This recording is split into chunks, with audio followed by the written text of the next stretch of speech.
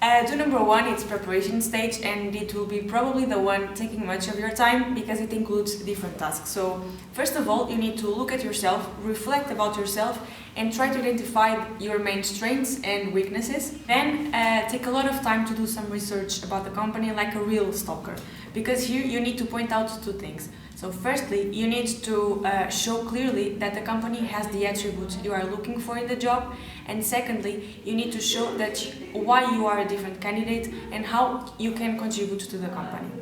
And plus, while preparing the interview, don't forget to select the important information, because you will not need to tell them all your life. So, last task regarding this preparation stage, practice a lot with your family and friends. Obviously, but sometimes it happens. That's why I want to touch to these topics. Whatever the reason, there is no excuse for being late or for interviewer. That's why it doesn't matter to interviewer if you are getting the lost of you have traffic. So they take a time to sit down with you, try to find a new job for you. So not being at time is also rude and disrespectful. That's why if you are in the traffic, you can try to communicate with them I will be late or something else.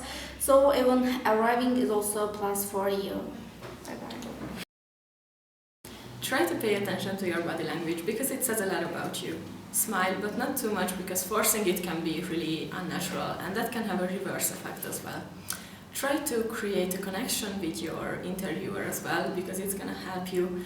And finally, try to appear confident. I know it's really hard in a stressful situation like an interview, but just fake it till you make it, because it's gonna have a positive effect on your interview.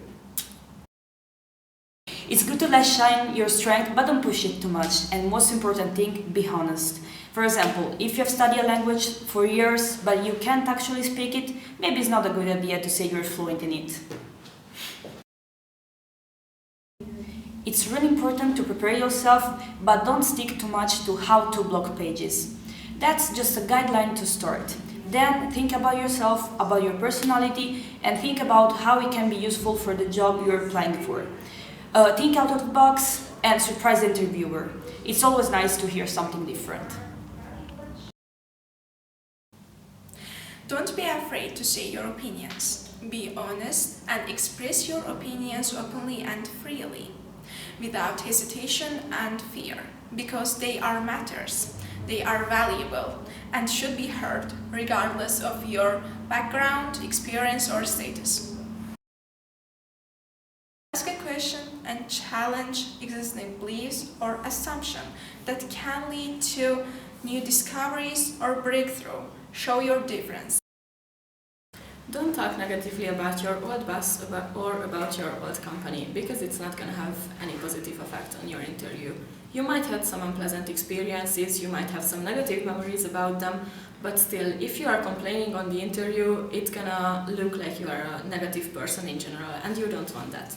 But remember, don't overthink too much, and if you get the job, celebrate.